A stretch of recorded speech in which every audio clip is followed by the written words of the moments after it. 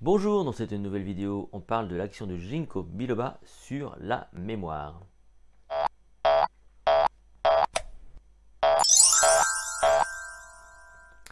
Vous le savez certainement, il existe, semble-t-il, des tas de compléments alimentaires ou autres substances qui seraient censés favoriser la mémoire et la cognition tout entière.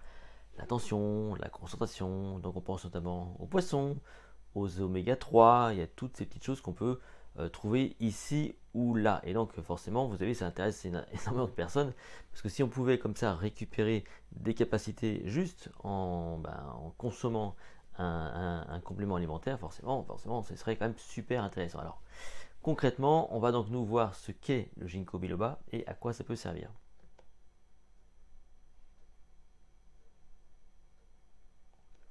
Le ginkgo biloba, c'est un arbre. C'est d'abord un arbre. Ça ressemble à ça. C'est un arbre qu'on appelle aussi l'arbre aux 40 écus. Ça viendrait a priori donc d'un botaniste qui s'appelait Bettini qui aurait acheté un jour 5 plants de ginkgo biloba et qui aurait payé ça dans 40 écus. On dit aussi que c'est l'arbre aux 1000 écus parce qu'il a des feuilles effectivement dorées qui ressemblent comme ça à des écus.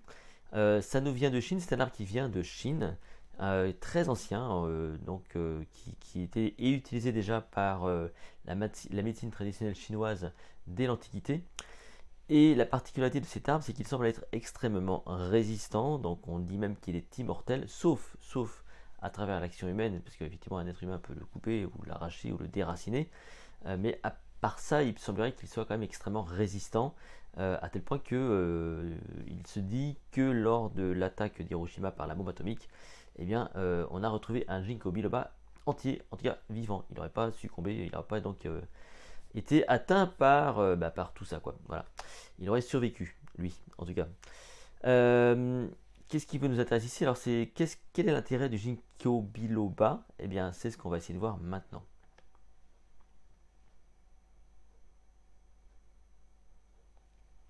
D'abord, c'est une plante, le ginkgo biloba, qui est utilisée depuis l'Antiquité par les médecins traditionnels chinois, parce que tout simplement, on lui a prêté certaines vertus. Alors, il faut savoir au départ, vous le savez, que votre cognition, votre mémoire, votre attention, tout ça, ce sera favorisé par votre capacité, sans doute, à prendre soin de vous, forcément, et que si votre cerveau est bien oxygéné, s'il y a un débit sanguin suffisamment fort, ce qu'on pourrait retrouver notamment à travers l'activité sportive ou autre, eh bien, ça va favoriser la cognition tout entière. Et donc, justement, on prête ce genre de vertu au ginkgo biloba. Donc ça nous ramène, on va dire, au temps de la médecine traditionnelle chinoise qu'on voit encore aujourd'hui.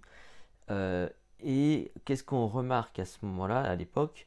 C'est l'activité antioxydante, semble-t-il, du ginkgo biloba. On remarque également, a priori, qu'il a des capacités à augmenter le débit sanguin dans le cerveau et même, écoutez bien, la potentialisation des neurotransmetteurs, rien que ça. Donc à partir de là, évidemment, on va prétendre que le ginkgo biloba est plutôt extrêmement bénéfique pour l'attention, la mémoire, la concentration, la cognition tout entière. Maintenant, est-ce que dans la pratique, c'est aussi simple que ça? Eh bien, c'est ce que nous allons voir maintenant.